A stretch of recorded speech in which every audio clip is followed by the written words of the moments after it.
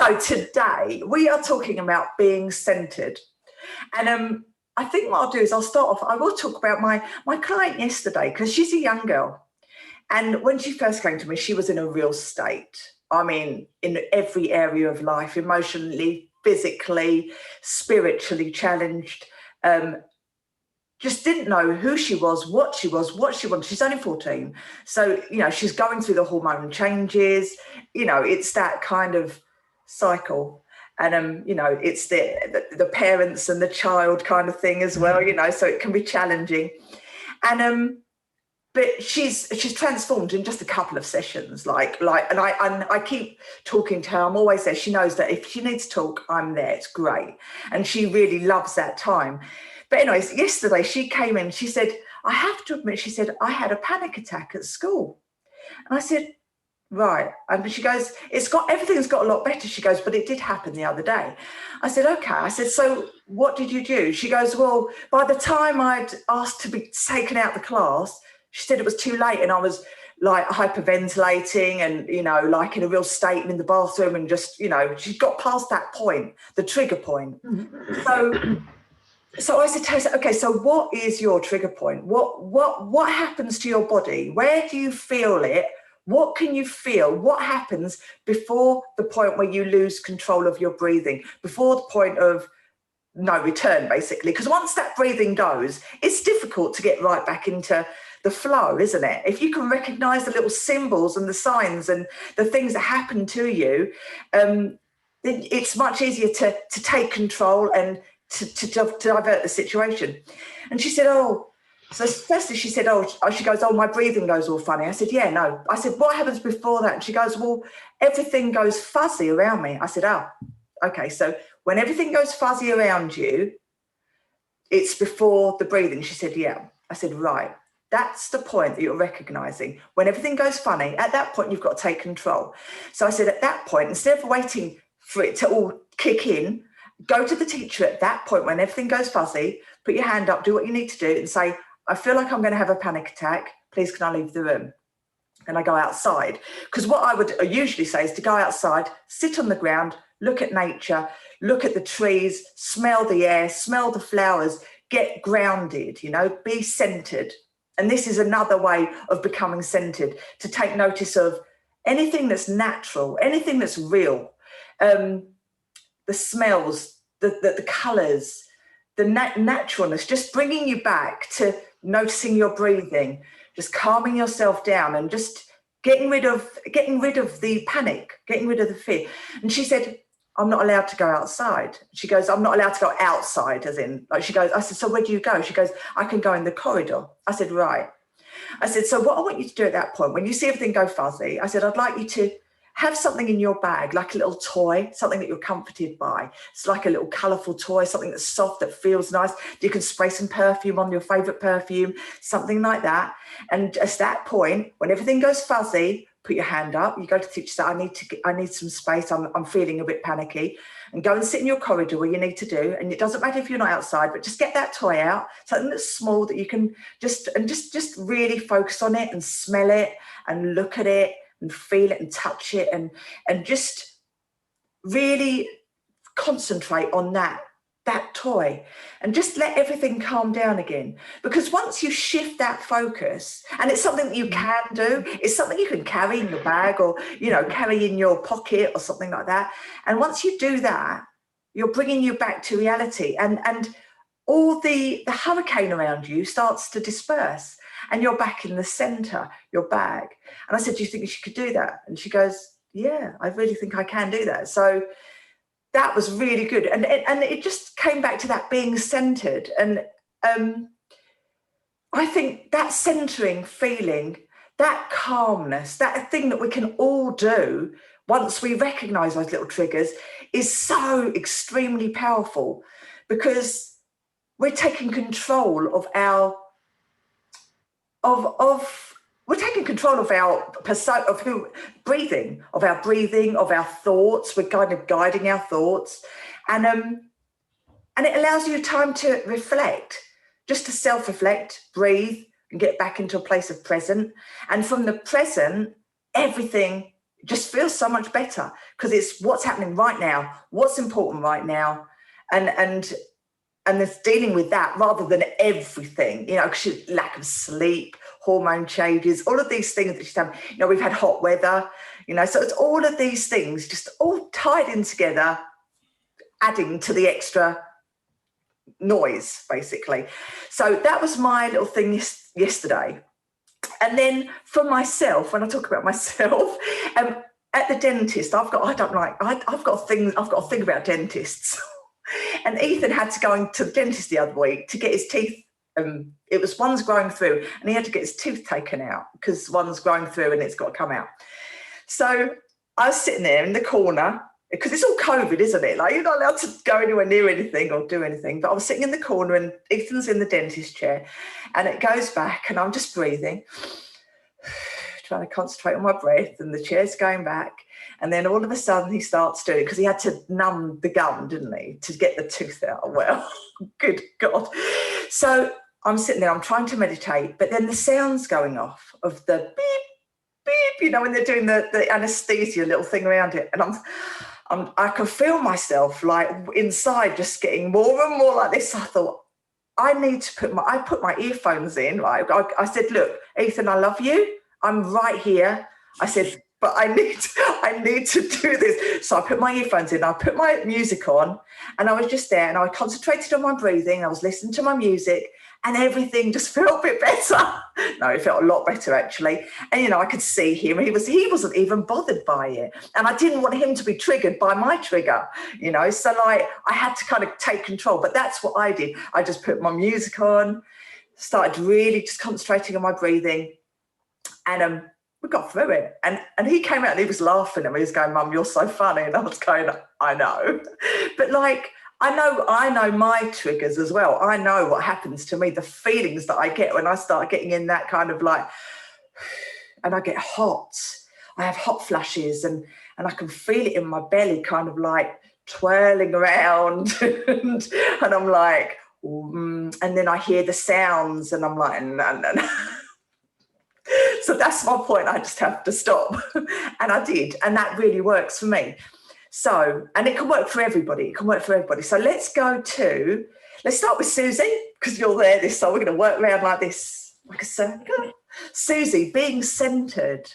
Being centered. I kind of need that, you know. It reminds me, I think it's Mahatma Gandhi who was asked by reporters, what do you think about the Western civilization? And he answered, it would be a good idea. So I think that would be my answer about being centered. That would be a good idea for me. I don't feel that centered these days, and actually that's why I suggested this subject, because I called Danielle yesterday. Well, actually I asked, can I call you? It was a very interesting experience. Well, I moved houses, and you know, it's been a lot going on the past, apart from the COVID, the past year it's been quite rough. So, and yesterday, when was it? Before yesterday, I have received a compliment from one of my clients who has become a friend and is a poet, and he wrote me a beautiful poem, and he wrote me all kind of words of appreciations. And actually, I found that strange that put me down. Very interesting. Like I couldn't receive them. I said, what is he talking about? I mean, look at me, I'm nothing. So I could feel and I could hear these words in my head. And so I didn't know what to do. I knew what to do, but you know, I preferred to call Danielle. And so she asked me a very, very, very interesting and powerful question. She said, correct me if I say it wrong, Danielle, please. She said something like, if you were your center or your essence looking at you or at somebody else going through what you're going through, what would you think about her? And so I took a few moments, and actually, the first word that came to me is that you're fabulous. You're doing great. Like you're really an amazing person with everything that you've been through, with everything that you're doing. So, but I couldn't feel it. And so being centered, it's, I think it's a constant process. And if I am to speak theory now, since we are at different speeds, at the different levels or layers of our being, there is a certain speed for our physical body, certain set of laws, and then there's another speed going on in the mind, and there's another speed going on at the level of being or of the soul. then I think being centered is to be connected with this tree. And then one goes and runs faster than the other, then we kind of get a bit dephased. And I think this is the feeling that I've been having the past couple of weeks because of this moving. Like I feel dephased. I'm not yet into my own zone of comfort. I haven't yet established a connection with the house and with the new habits here and everything. So I think being centered requires effort, a constant effort. And I think the daily sadhana, I do my daily yoga. Now I have a client with me for a week. We've been doing yoga together. And at the end of the yoga practice, we do this beautiful meditation, which one day, if we talk about meditation, we can share. Maybe that would be a good subject to touch one day. And this meditation, we connect to the source, we see the source outside, and then we allow it to come down slowly through the chakra of the head, like to the seventh chakra. And it stays there, and then it goes behind the forehead and it illuminates from there, and it goes in the throat, illuminates from there, and then it centers in the heart. So that's what I've been doing this week with my client and with myself, of course. And it feels really good because it's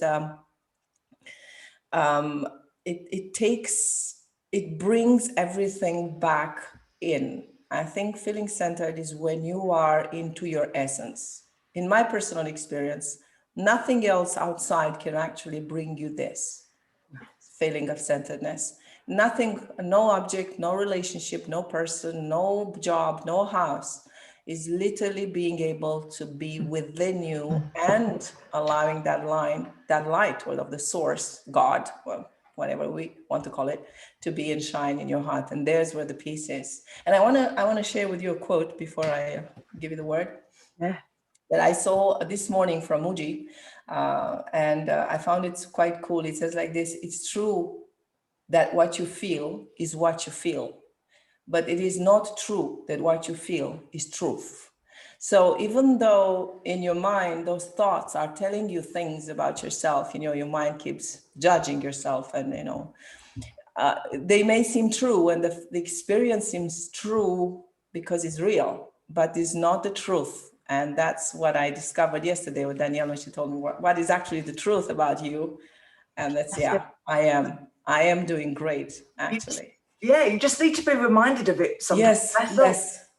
Because, life can be completely hectic and just be a whirlwind. And you're so resilient, and you bounce back and you're doing everything. And sometimes you can just forget how incredible you've been. Look what you've done, look what you've achieved. And and when you're in that state of unrest, if you can just sort of just zone out and just zone in even, and just, what would my best friend say to me at this point? What would my mother say to me? This is what I was doing, same with my other client as well. What would all these people say to me? And what would I say to me? What's real? And then you get your answer. And then all of the rest, you can put it in, it's perspective, isn't it? It's perspective. Brilliant, Suze. Oh, lovely. Linda, you lovely angel. I only come on here for all the compliments. Oh, well, you're in the right place.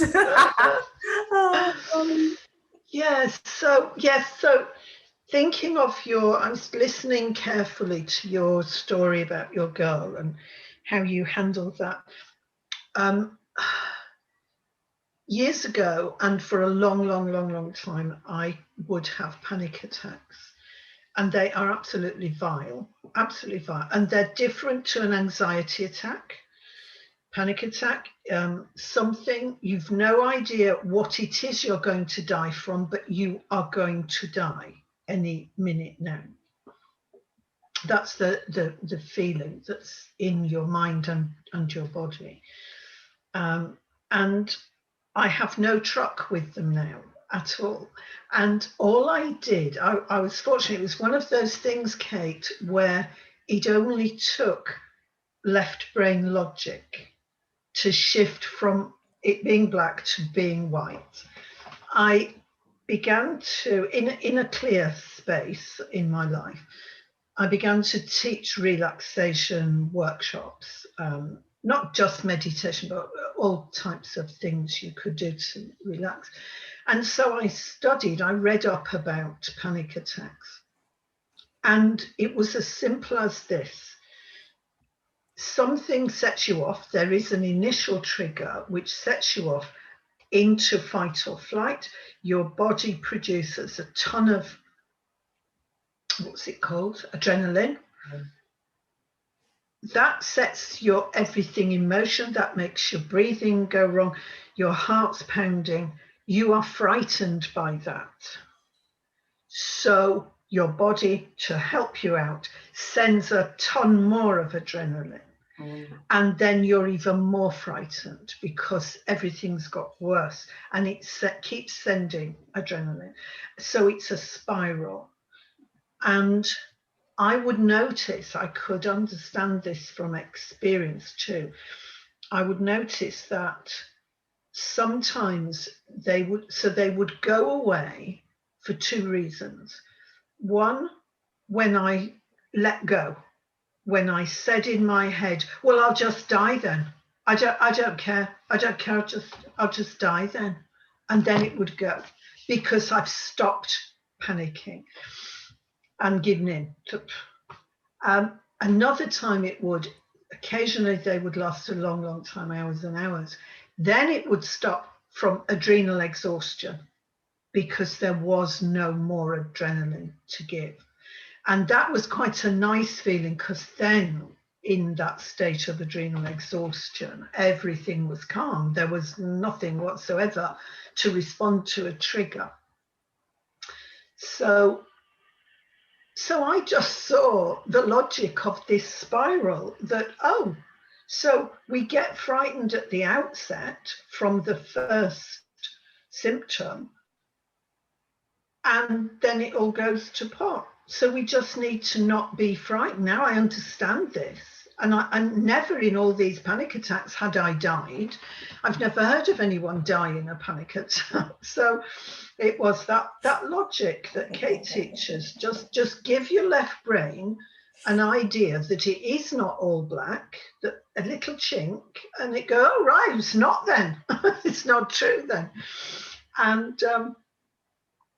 And I began to have, when I was physically and mentally stressed during last year, times were difficult, and one began to come on, and my first symptom would be tingles, like shivery tingles around my body. And I was particularly stressed about a health symptom at that time, not able to sleep, and it began to come on. And I was just able, as I'd done previous times, to go, oh, I know what you are, and cut it off there. And so what I saw that you taught your girl to do is cut it off right at the outset, wasn't it? Yes, take control. I mean, it doesn't matter how you take control of it, whether it is by this understanding that I've gained, and it goes no further for me, or whether it is by shifting your focus. Yes, because all of your focus is on every single symptom that you've got, isn't it? And on how bad it is. You can think of nothing else except how awful it is. So just get your focus. I'm being centered, yes. I think so. Then also, I don't know that I've got anything of my own today, so I'm going to add on to everybody else's. Oh, please do. Susie's, I've written down that being centered requires constant effort, and I can understand that. I think being the way we want to be ought to require constant effort, didn't it? Why are we expecting a hall pass? Why are we expecting something out there to do this stuff for us? It made me think that perhaps we are, I don't know whether we're lazy or we're uninformed. Maybe we're uninformed or a bit lazy. I'm a bit lazy on putting this effort into life, into being what you want to be, into having the life you want to be living and living it the way you want to live it. I think until Susie said that I was expecting a fair amount of it ought to be all right, surely it ought, we ought to have been given some kind of level already, and we haven't, have we? We have not. There is no centered. So what I think then from that, there is no automatic centeredness.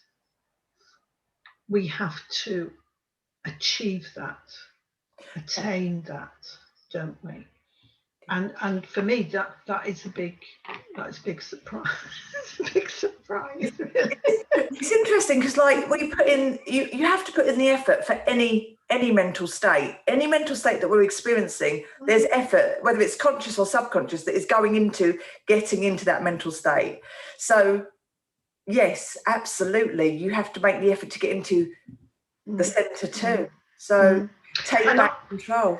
And I see, of course, in my clients, of course, if we've got clients, they are, something is wrong, and so now I see from this, that yes, something is wrong, because they let's be respectful, because they didn't know what they have to do. Yeah, that's right. For things to be right.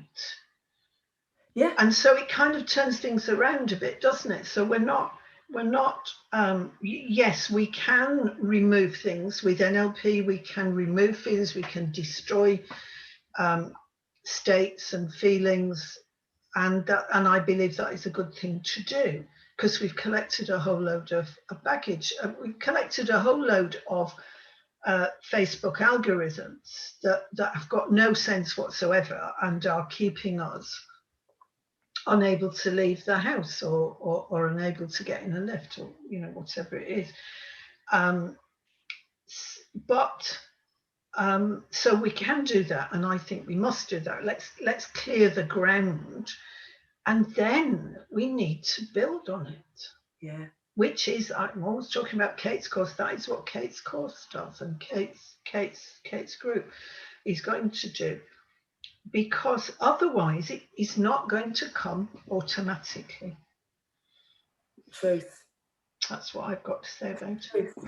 And something as simple as if you're in a panic state, or not even in a panic state, no, that's not the right thing. If you are not feeling centered and you want to come straight back to center quite quickly, you can do something as simple as running your hand like under a cold tap, and noticing how it feels, and then turning it to maybe warm, and then noticing how that feels, and literally just being mindful, because mindfulness is very similar to being centered and meditative. Is that the word? Meditative. It all comes down to the same thing. And talking of meditative, God, look at me today.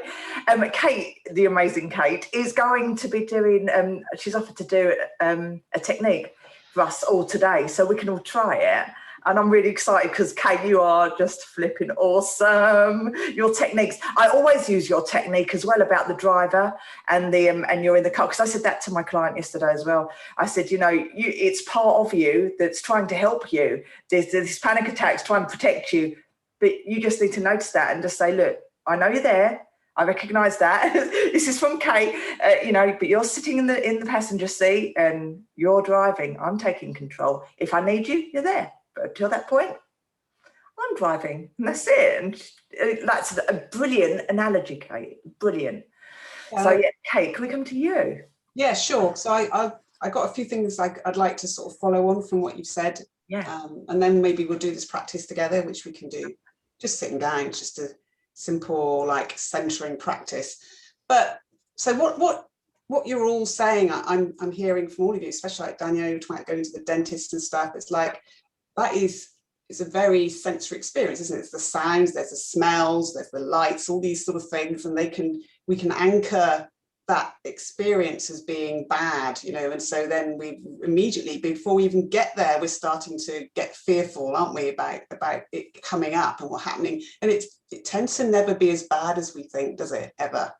And so it rarely is that. So usually we cope in the moment. It's the worry about what might happen, and you know, the monster in the closet kind of thing, and you open it and there's nothing there. It's a little insect scrabbling about or something, you know, because we turn it into this great big thing in our minds, don't we? So it's all up here, isn't it? It's all this stuff that's going on up here in our heads, and we're not really thinking about anything that's going on from our chin downwards, are we?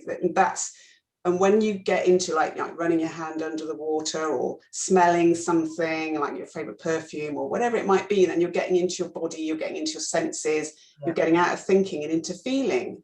And so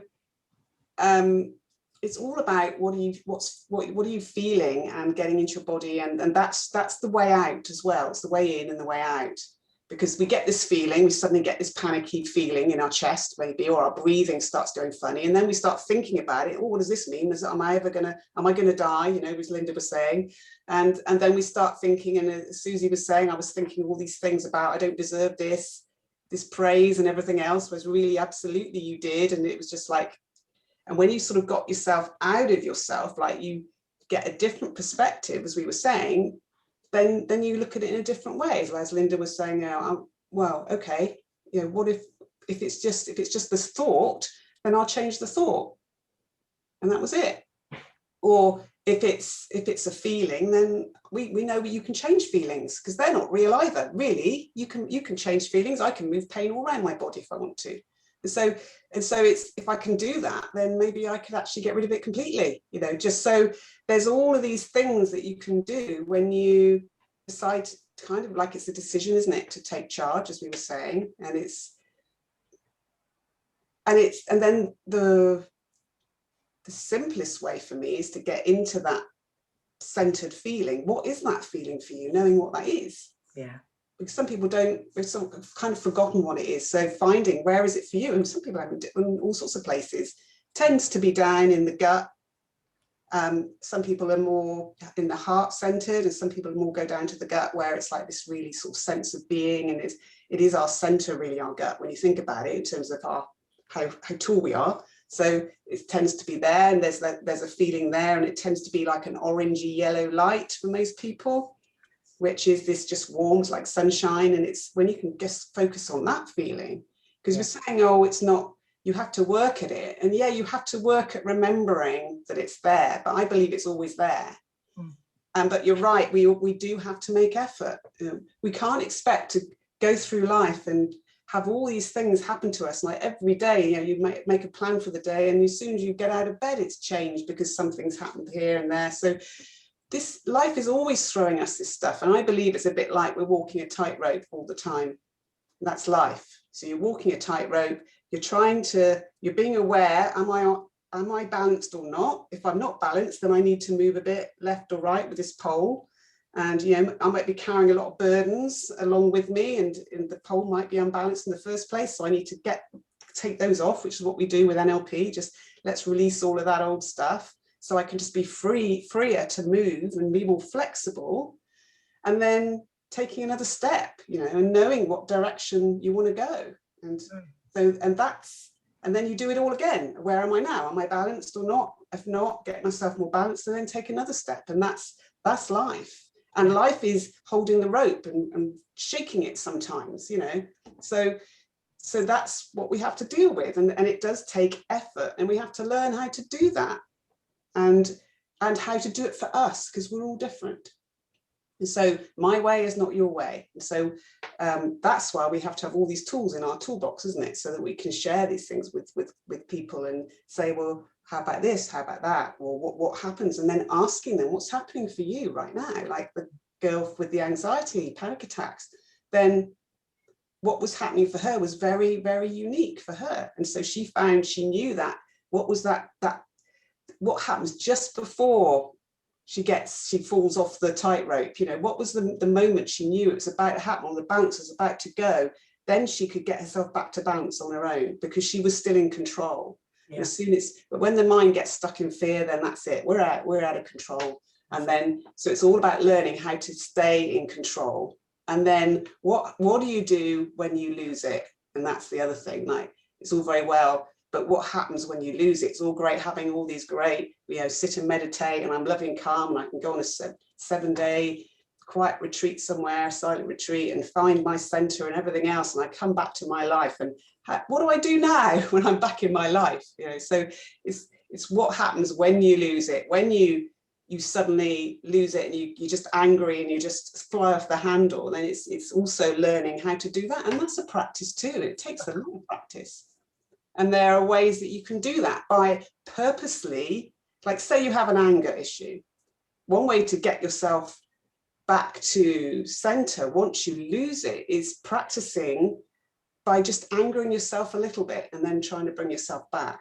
What makes you angry? Just slightly angry. Think of somebody who annoys you. Watch your most hated politician on YouTube or something, and actually watch that person. And then while you're watching them, practice bringing yourself back to center. How do you do that? Where's that anger in your body? What can you calm it down? Can you pour some water on it if it's really hot? Or we can play around with all the sub-modalities of it, can't we? And do all that sort of thing. So then you ramp it up a bit. What makes you a little bit more angry than that? And practice then bringing yourself back until eventually you'll get to the stage where even when you totally lose it, you bring yourself back. But the other thing, the magic of that is when you do that, the more you practice it, the less likely you are to ever get angry in the first place. And that's the key, because you're practicing being calm, and then your body is more used to doing it for itself, and it kind of just does it automatically after a while, and you don't need the practice anymore. And that's what I've found. The more work I've done with centering myself and working with all the sort of stuff that's taken me off balance with that tightrope, then the more I've done that, I find it quite hard to get stressed now. It's a beautiful thing. And that it is, isn't it? And and that's the thing. And it's sometimes like, this is happening to me, and I sometimes am thinking to myself, I should be really stressed now, and I just don't even feel I can do. And that's practice. It's effort. If you want it, you have to do the work. And that's, can I say as well, there can be things that, like what we're drinking and what we're eating, that are causing extra things to our frustration. Because for me, tea and coffee, caffeine, I constantly I was drinking it all the time. I haven't drunk any for 2 months now or something.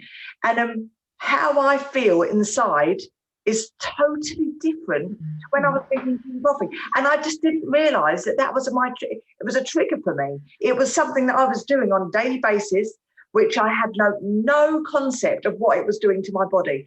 And it was constantly putting me on that edge, so I was less tolerant. I was just less tolerant of everything. I mean, although I'm a tolerant person, and I really can control my feelings on the majority of the time. It's been known to lose it a few times, I can't lie, but I'm human, we're all human. But when I gave up the tea and coffee, yes, I had horrible withdrawals, but my whole inside it melted. And the thing is with you, Kate, as well, you don't drink. Do you drink caffeine? No. Only now and again. It's the key is to come off it and then just have it now and again, just maybe 2-3 times a week. If you need a boost, then have it, and you get a proper boost, and then you come back to normal. And that's the thing. Caffeine, it actually tires you out. It's a bit like smoking. So you have to have it to get back up to normal again, where everyone else is already at normal. You're actually lower down because you haven't got that boost. You need the caffeine, you need the nicotine to get you up to where other people are that don't have it. So that's the thing. And the thing is, no one's saying to give up everything that you love. Like, I'm not saying that at all. You don't need to do that. You just need to have it not all the time, and that's the key. Yeah, moderation. Yeah, moderation. And the thing is, it might be something, if you are feeling constantly on edge, it might be something as simple as what you're eating or drinking. It could be something as simple as that you don't even recognize, and you're just constantly feeling maybe a bit like, maybe that's just adding to your pressure. Absolutely. I mean, that's Linda's mentioned my course, and in that I talk about things like the effect of sugar. Blood sugar level is absolutely massive for your mood. Absolutely. Your sleep has to be good.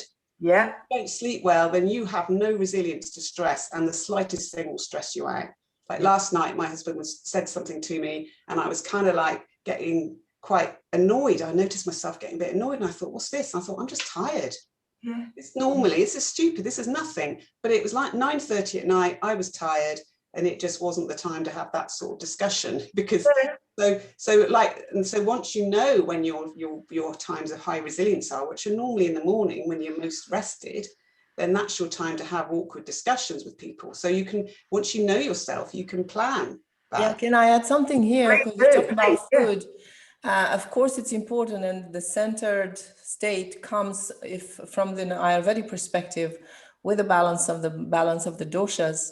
So the more you are in imbalance of your own dosha, the more you risk to go up and down in the emotional scale, you know. So it's very important to know yourself, to know your type, and to know what's good for you, because coffee once in a while might be good for some people, but for some people it's best not to have it at all. And for some people it's good to have it daily because of your body type, to compensate for the tendency of your body. So indeed, most of these uncentered moments come from the body. And this is where we're being harsh with ourselves, me included, where I'm thinking, oh no, but it's actually my poor body, you know, tired after working hard all these weeks and moving furnitures and painting and doing all kinds of stuff. Wow. Of course I'm exhausted, and of course I see life in a different way. So it's very, very important to work with the body and start from there, and then go on and judge yourself about your anger tendencies and stuff like that. So. Yeah. Absolutely, you've been incredible. You literally have moved all your whole house, yeah, your whole world. You've done it, and you've done it on your, like, pretty much on your own, haven't you? And yeah, when within a week. Like, I mean, that's so that's the body. The body needs to be looked into, and we really need to understand what is like how it functions and what are its tendencies, and learn how to bring these tendencies down and master them. I prefer the word master than control, because control, I don't like control much. Yeah, no, I understand that. To master these elements and to understand how these elements work and put these in balance, and then it will be easier to deal with the emotional part. Yeah, it's just listening to your body, isn't it? It's listening to what your body needs and not ignoring it, because your body's going to give you messages all the time. If you're tired, go to sleep. Like, I know it's not easy. Like, if you've got, I don't know, you're at work, or if you're, or you've got like loads of kids, or, you know, or you're just in a stressed environment, it's not easy to just go to sleep. You can't sometimes, but you can make the decision to maybe take a little break, have some you time, and go to bed earlier at the night time, so that, you know, organize, ask for help, ask someone to help you for a little, you know, it's so important. Otherwise we're running ourselves to the ground, and then it stops, then everything stops, you know. So if you don't listen, your body will just keep sending out all these signals to keep reminding you to do these things until it just says, right, that's enough. And then you can't do anything else, because then you've just stopped. That's the breaking point. So that's burnout, isn't it? That your body will eventually make you stop if you don't listen. And so it's learning to listen to those signs, like that, like with the panic attack thing. That's right. Know the sign before you break down. You know, get yourself back to balance before you fall off the tightrope. That's what you've got to learn to do, and it's what is it for you. So that's the key thing. So would you like to try this? I'd love to try this. Yeah, let's do it. It's all about getting into your body. So we'll do it sitting down, because we're all sat down. It's easier. Yeah. You can. It's kind of good to do it standing up too. It's a bit more relaxing to do that.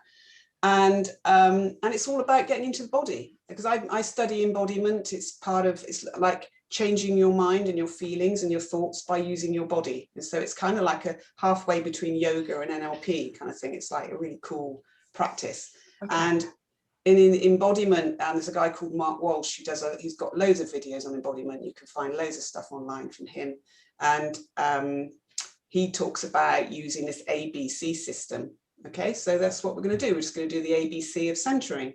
Amazing. Okay? With a few bits added on, which is the bits that I do. So first thing you need to do, and you can do this with your eyes open, your eyes closed, is just have you got what are your feet on at the moment? Are they on the ground, on the chair? I don't know where they are, but just kind of just notice your feet, whatever they're being supported by right now. And if you're standing up, then you could have your feet hip width apart, so they're kind of like nice and solid, and you can just notice the ground supporting you. So that's the first thing you can do. Just tuning into that sometimes is enough to calm you and center you. Just noticing your feet on the ground and just feeling supported by the earth. You know, that can be very powerful.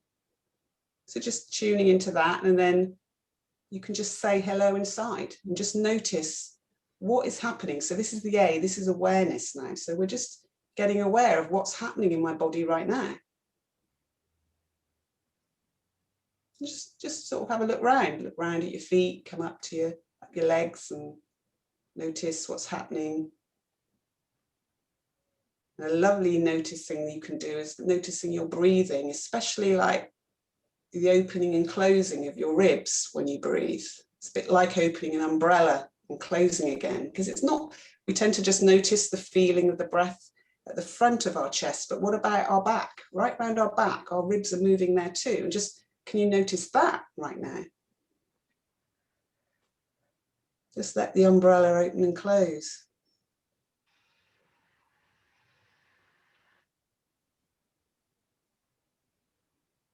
So on to the B now, which is breathing and balancing. So just breathing first, just noticing your breathing in your chest, and then you could just put a hand on your chest and another one on your belly, and just notice then what happens when I really just relax my belly.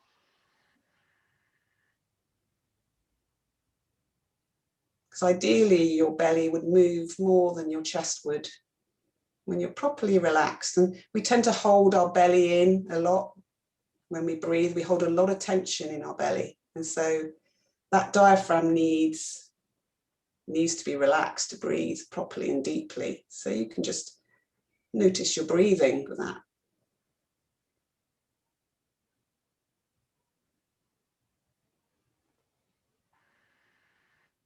And just one way of relaxing very deeply is just to breathe out slightly longer than you breathe in. Only slightly more, because every time you breathe in, we actually go into a slight stress state. Every time we breathe out, we go into a relaxation state. So if you're breathing out more than you breathe in, then you have to be relaxing.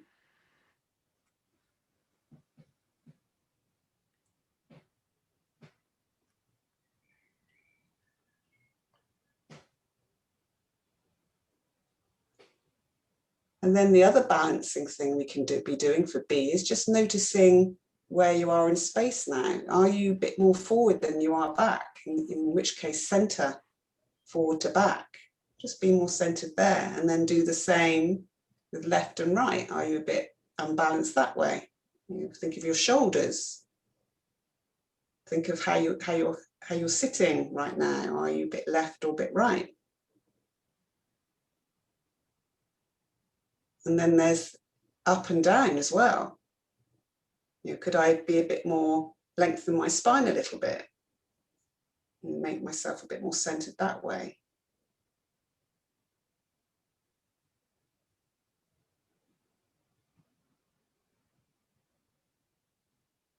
So that's another way, just getting into your body and just noticing what's happening in your body. Again, let's notice now you're not really thinking at all now. You're just focusing on your body, and that's the beautiful thing about centering, when you get into your body and just notice what's happening. And now we move on to the C. So we've had the awareness, we've had the breathing and the balancing, and now we're getting into the C, which is just core relaxing now. And so we're going to start from the top of our head and just really relaxing our eyes. And if your eyes are open, then you could do that peripheral vision. So that softens our vision. And that's a way of relaxing our eyes. And if your eyes are closed, then just imagine the muscles around your eyes are just getting heavier and heavier. So even if you wanted to open them, you almost just couldn't do it now because they're just so heavy and relaxed. And then we're moving down the face now to our jaw, where we hold so much tension, and just letting that go a little bit slacker in the jaw. And if you put the tip of your tongue against the back of your front teeth, that really relaxes your tongue as well. Because your tongue, when it's relaxed, is actually stuck against the top of your palate, against the roof of your mouth. That's the relaxed version of your tongue.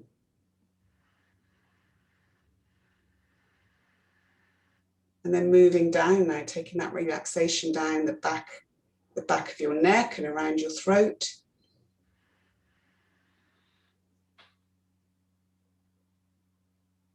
Just relaxing now all the way down, noticing now your shoulders too, the base of your neck and out to your shoulders, and whatever you might be carrying on those today, just imagine just letting those go a bit more, and everything can just slip off those shoulders and fall onto the ground and just dissolve away. You don't need to carry that around with you today. That can just go as well. And just letting your shoulders relax.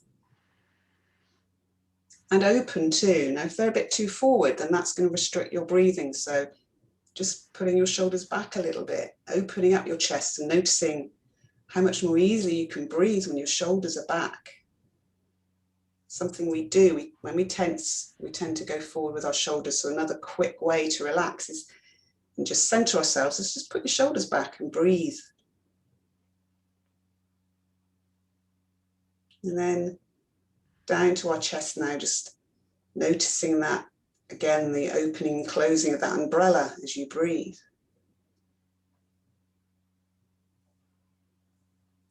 And then taking that down, all the way down now to your belly, that relaxed breathing.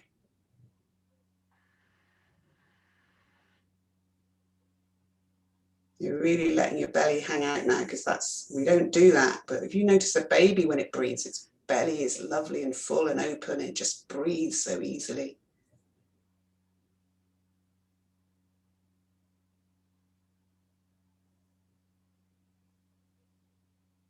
And one thing you can do now is, one beautiful thing to do now is just, while you're just sitting in this relaxed state, just, the other thing with C now is connection. Just connecting now, and just maybe think of somebody now who makes you smile. And just think of them and allow your heart kind of to open, just with warmth and love for that person who just makes you smile.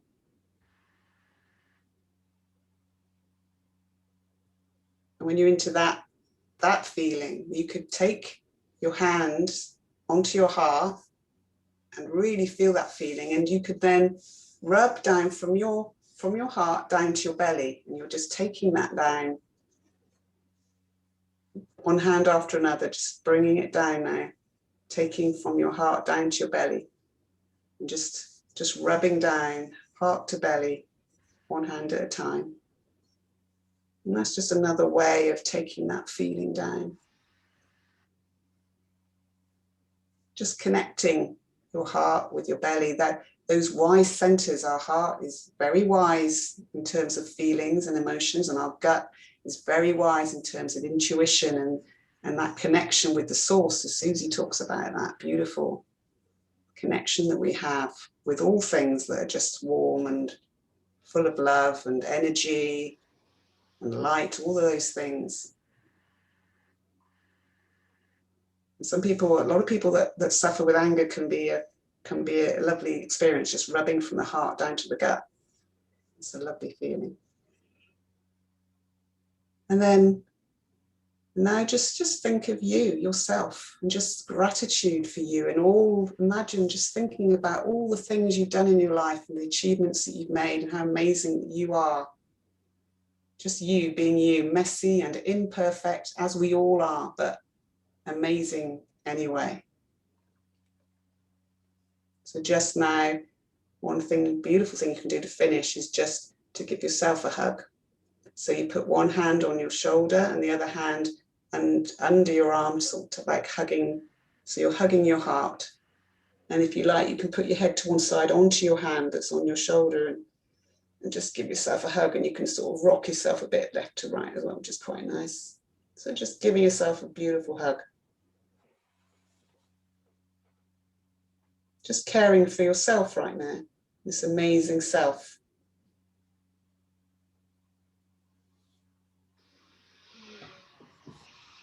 And then whenever you're ready, just come back to now.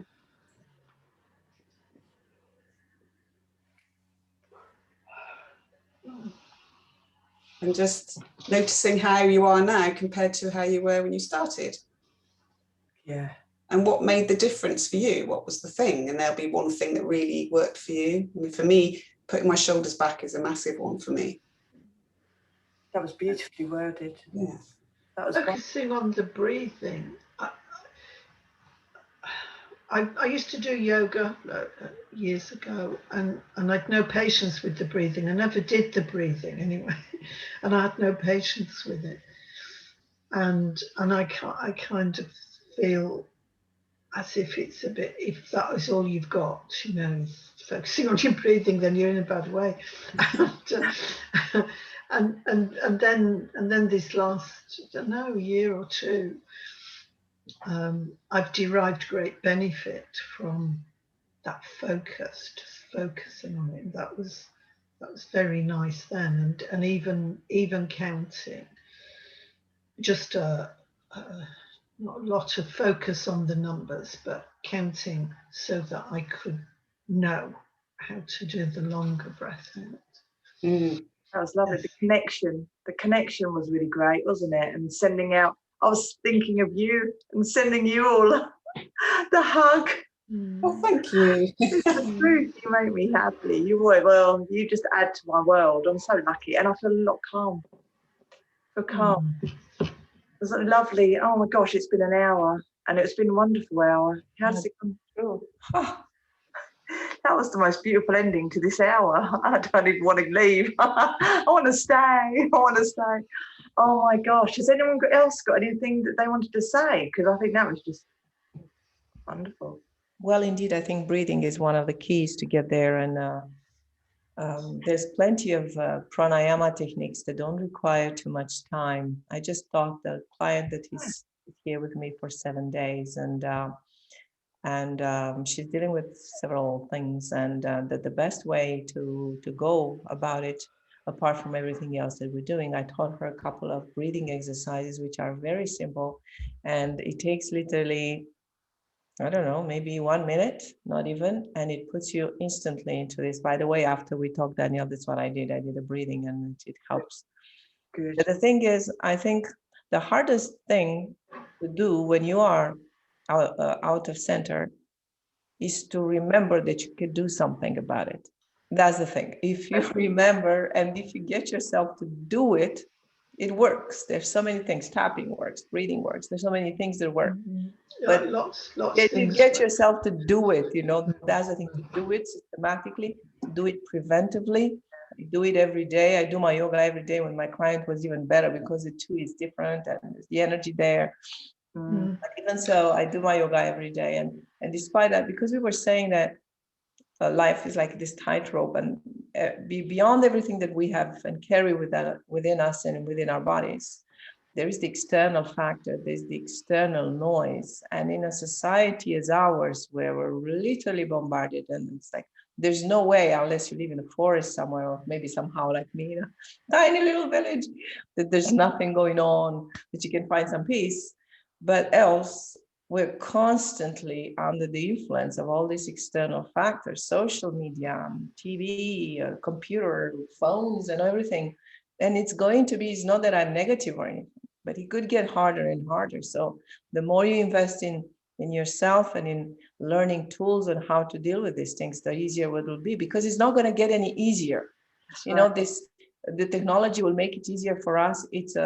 It's an utopia. It will not, because human beings need to be with themselves and with humans and with nature. So the more we're going to create interfaces between us and others, the more difficult psychologically it will become. So just be careful and try to keep something going, something human going.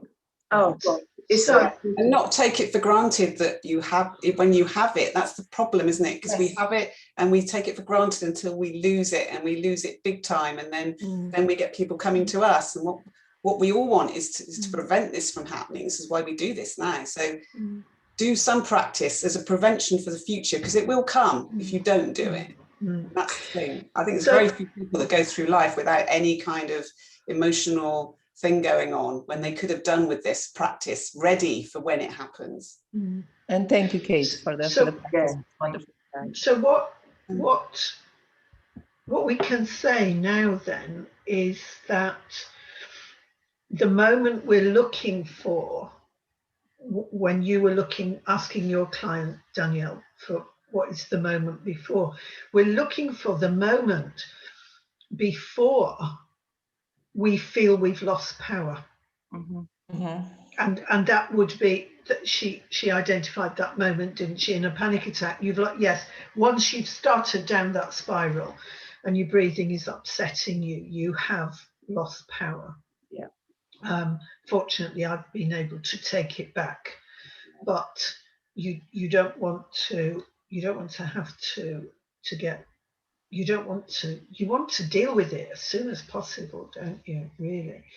And because it knocks on, if you feel powerless, then it can ruin your whole life, because you can begin to feel powerless and useless and rubbish in everything. So yes, we need to be looking for that moment, that take some time to work out whatever happens to you. I'm going to be doing it on anger.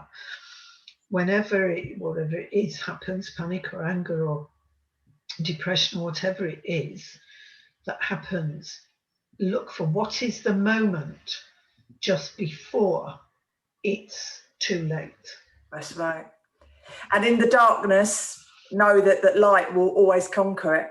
And that's when you're going to find that light. And you can find that light because it's in you. So you can conquer everything.